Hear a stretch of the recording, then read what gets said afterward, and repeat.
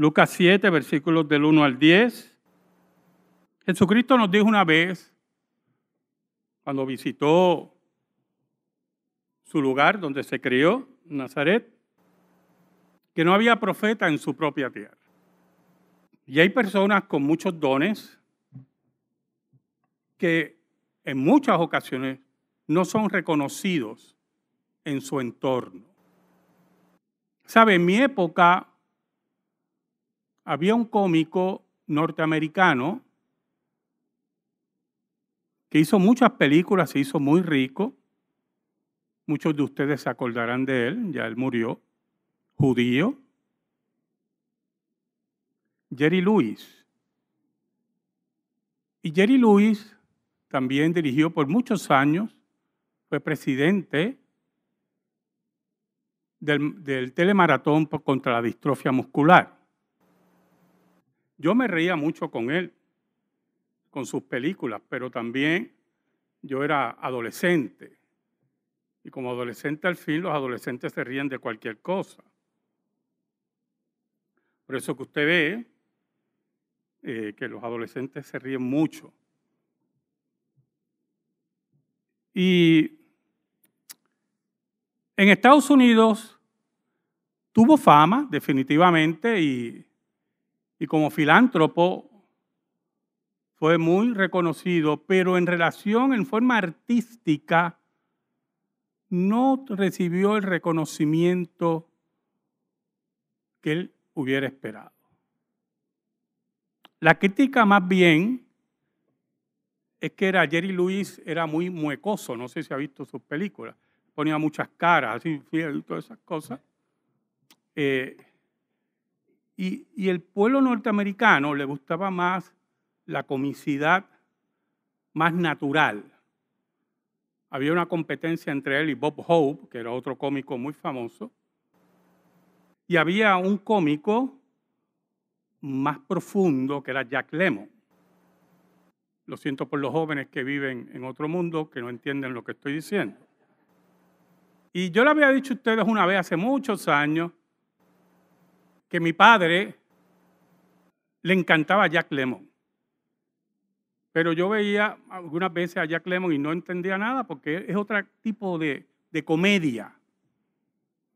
Y prefería las monerías de Jerry Lewis. Pero en Francia, mire qué interesante, Jerry Lewis era considerado un dios, cinematográficamente hablando. Era reconocido fuera de su país, principalmente en Francia. Cuando yo fui madurando y empecé a ver las películas de Jack Lemmon, aprecié mucho más a Jack Lemmon como cómico. Hizo muchas películas exitosas, muchas películas de drama. Hay una que se llama El Tributo, que fue el candidato a premio Oscar como mejor actor y la actuación. Me acuerdo cuando fui a ver esa película, yo me quedé sorprendido, pero sorprendido de la actuación de Jack Lemmon. No sé si ganó el Oscar, lo dudo, porque la academia regularmente es mediocre en eso. Oiga, y en esos reconocimientos fuera, Jesucristo no era la excepción. Nunca fue la excepción. Y después de dar el sermón más grande que el ser humano ha escuchado, que es el Sermón del Monte, se acercan a él para un milagro. Pero hay algo interesante en esa perícopa. Varios detalles interesantes para que entendamos el espíritu del ser humano por la gracia común y en su caída. Y para que veamos la grandeza del Dios hombre que era Jesucristo. Oramos, hermano. Te damos gracias, Señor, en esta hora. Perdona nuestros pecados. Te hemos sido infiel, pero tú permaneces fiel. Qué bueno, Señor.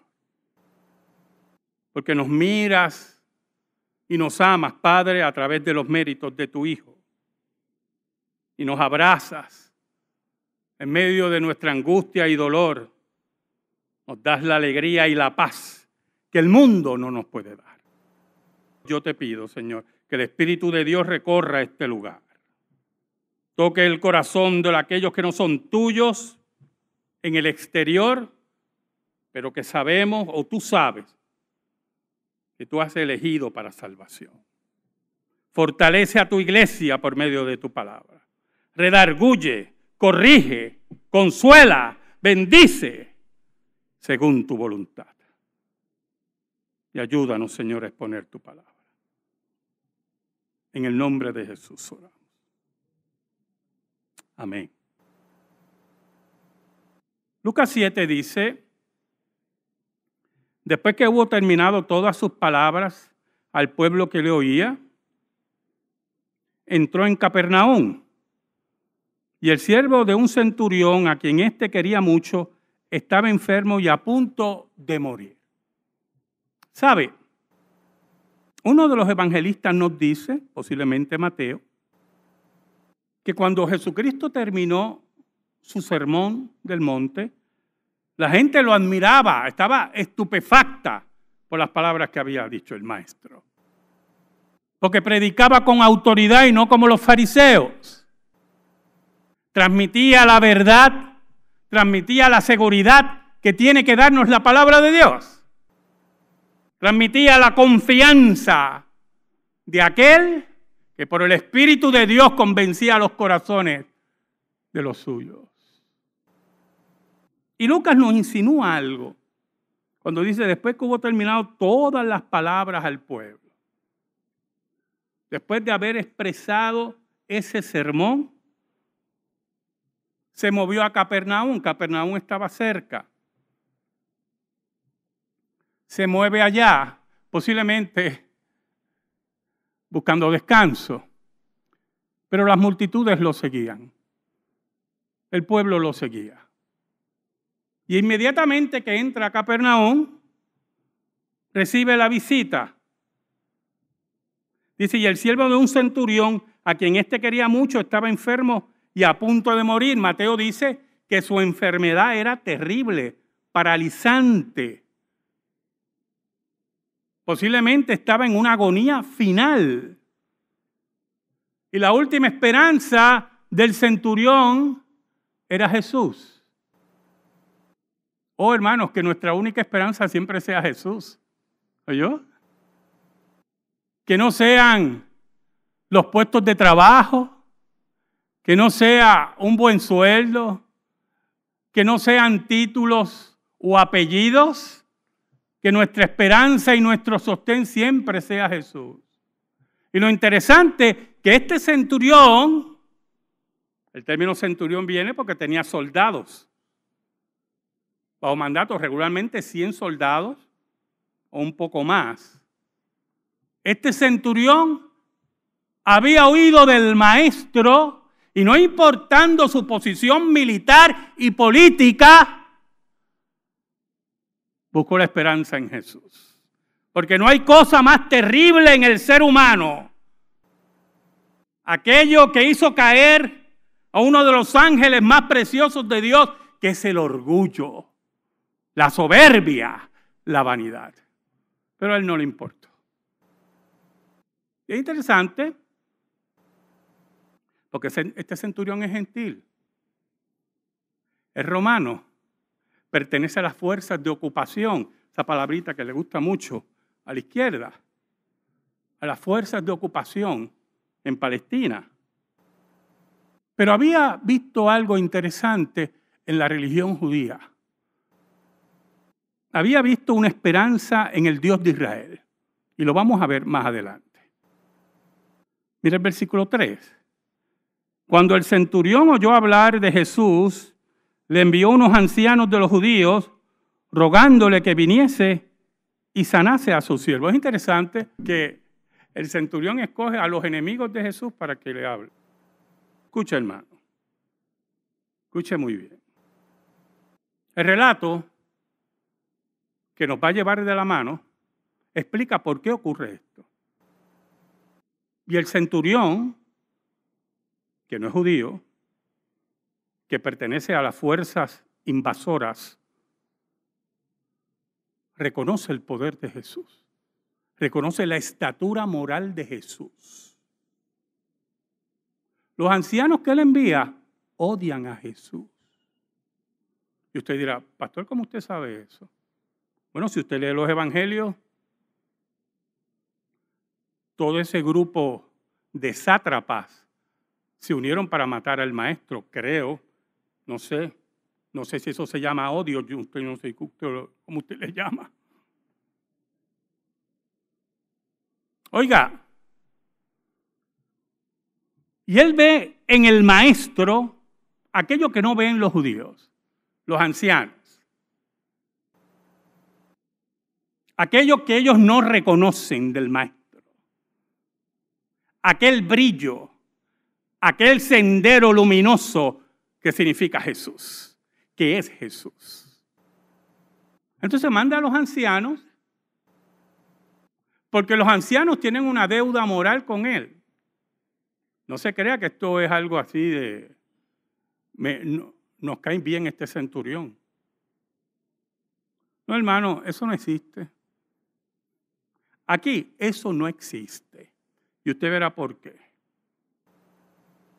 Por lo tanto, él aprovecha y en medio de su vergüenza y al mismo tiempo de lo imperioso de ver no solamente a su siervo, su amigo y posiblemente a alguien que él ya considera su hijo, muriendo poco a poco. Alguien que le sirve, alguien de confianza, alguien que él puede dejarle su casa y no va a haber preocupación. Qué difícil es conseguir gente de confianza. Qué difícil, hermano, es conseguir personas que usted pueda depositar toda su confianza. Ese tipo de hombre era su siervo. Entonces, mire cómo dice el versículo 4. Y ellos vinieron a Jesús y le rogaron con solicitud diciéndole, es digno de que le concedas esto.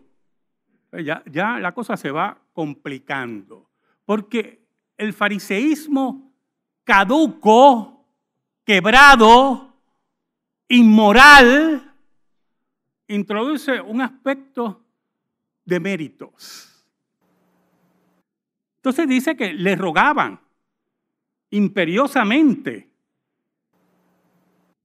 Usted no ha estado en esa posición, que tiene que rogar por algo.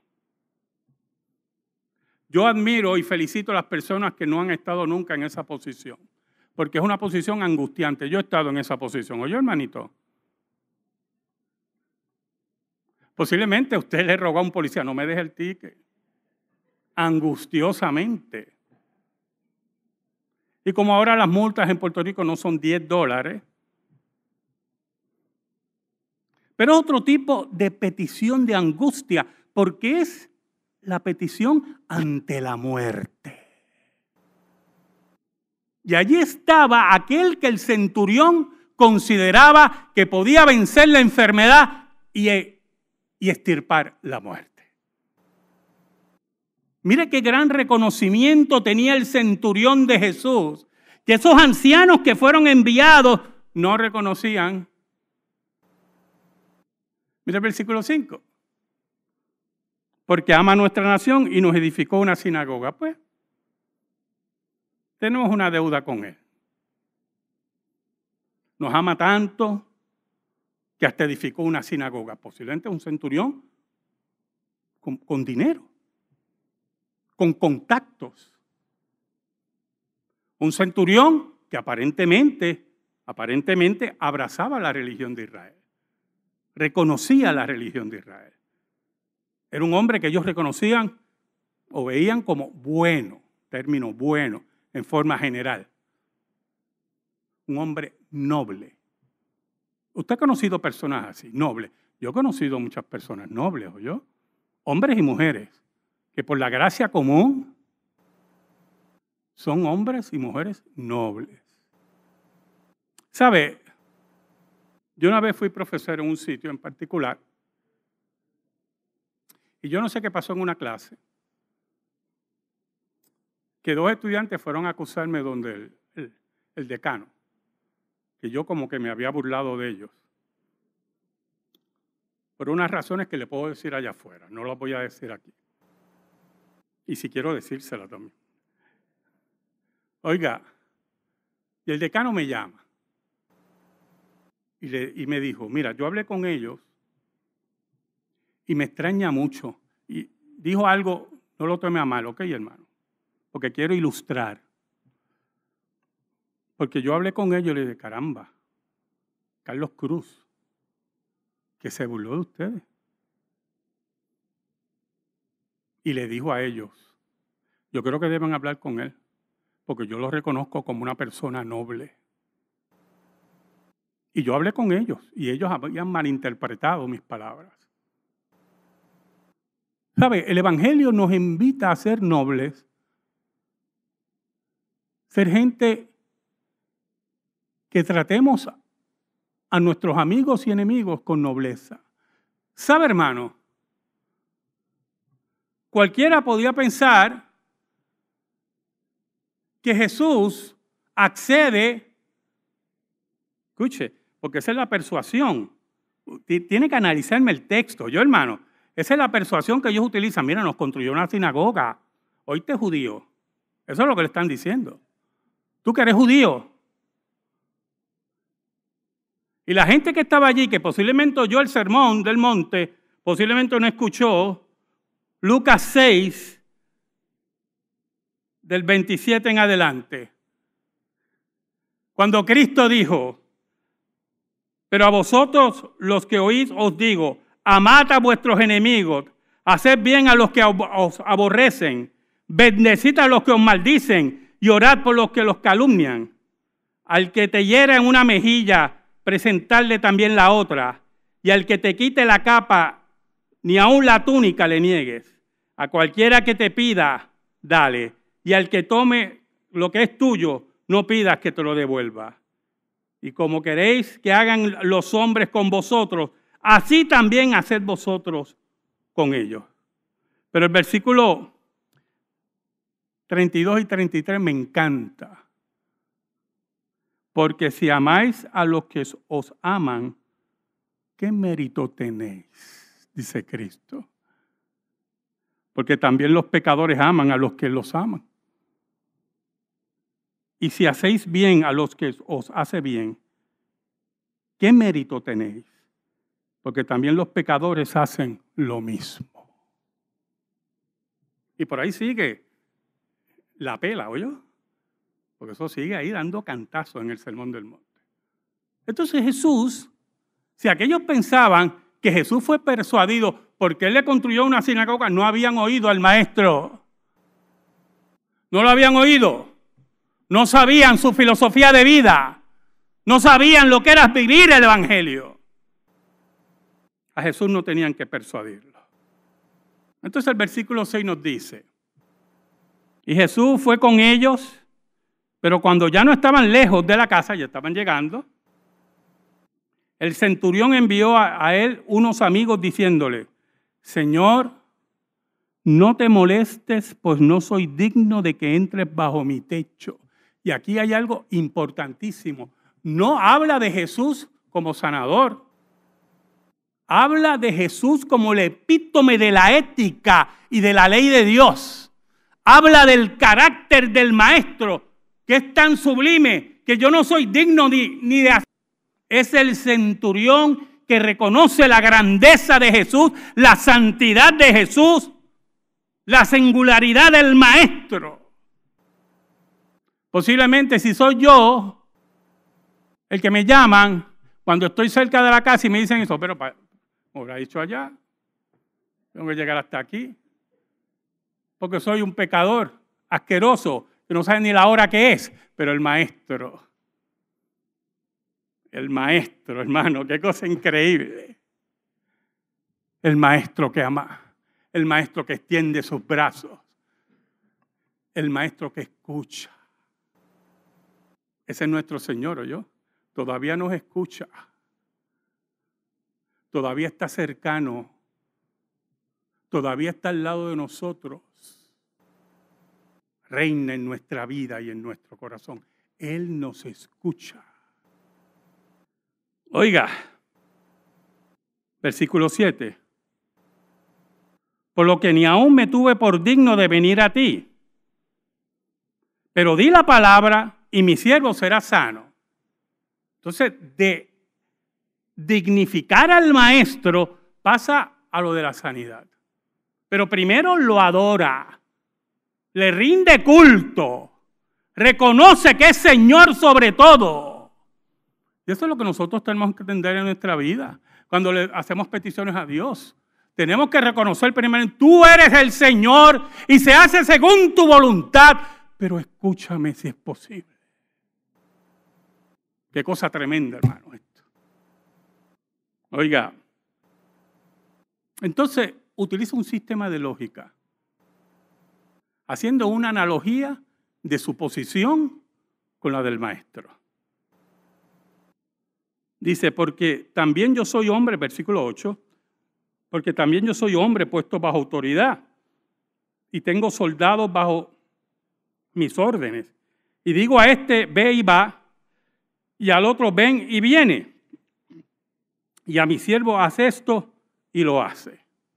Entonces él utiliza su sistema de lógica militar, interesante, para comparar la increíble fuerza milagrosa del maestro. Si yo, que soy un simple centurión, puedo mandar a soldados, ven aquí, muévete allá, y al siervo mío, muévete allá, ¿qué hará aquel que sana la enfermedad más terrible? Que los demonios no se le resisten, que la muerte huye ante él. Era un sistema de lógica simple, ¿oyó, hermano? Y hasta peligroso, porque no necesariamente su analogía tenía que ser correcta, pero estaba sazonada con una profunda fe en el maestro.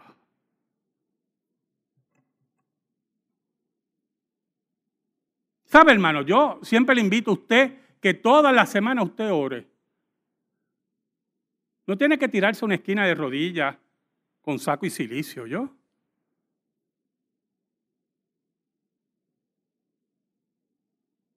Hay muchas formas de orar. Y hay momentos que posiblemente usted está en su casa, en meditación o leyendo, que me pasa mucho, y me vienen imágenes de ustedes y de situaciones. Y empiezo a orar, Señor, por favor, escúchanos, escucha a mi hermano, escucha a mi hermana, bendice esta familia. Bendícela, Señor. Y ejerzo fe en el Maestro porque creo que es el mismo ayer y por todos los siglos. Como dice Hebreos. Pero entonces nos encontramos con un fenómeno de la doble naturaleza de Cristo.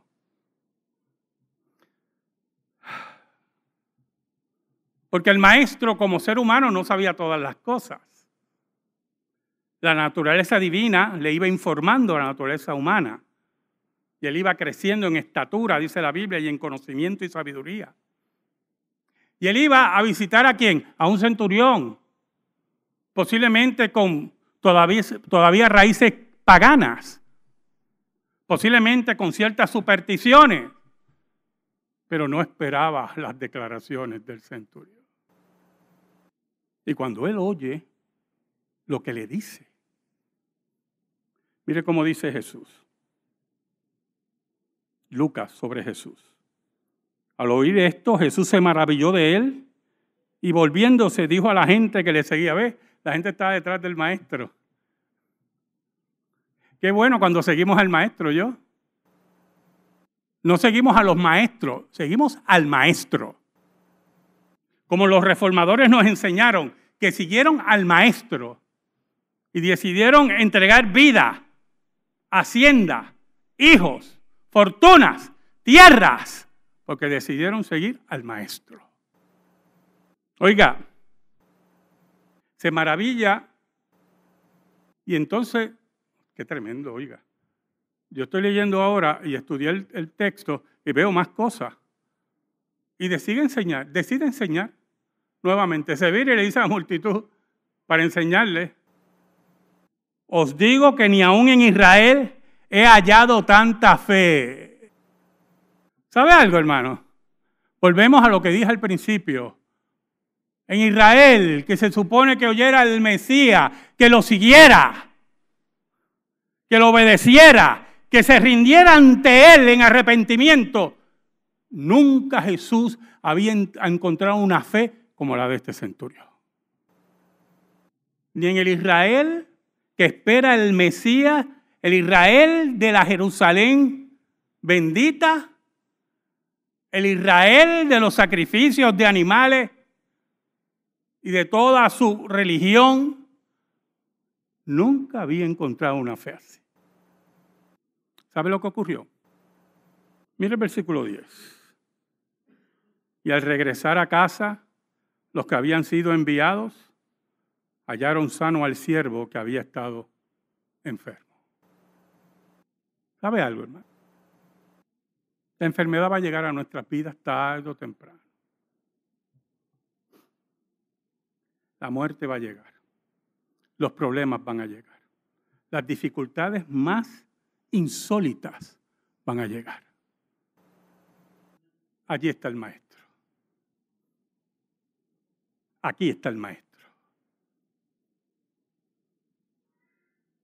Solamente tienes que decir: Señor, no soy digno ni de que me observes. Solamente te pido una cosa: perdóname y concédeme esto, si es tu voluntad. Amén. Gracias te damos, Señor. Y te pedimos en esta hora, en el nombre de Jesús, que esta palabra esté impregnada en nuestra vida y en nuestro corazón, por el Espíritu Santo, por Cristo Jesús. Amén y amén. Estamos en silencio, hermano, estamos en comunión, meditación.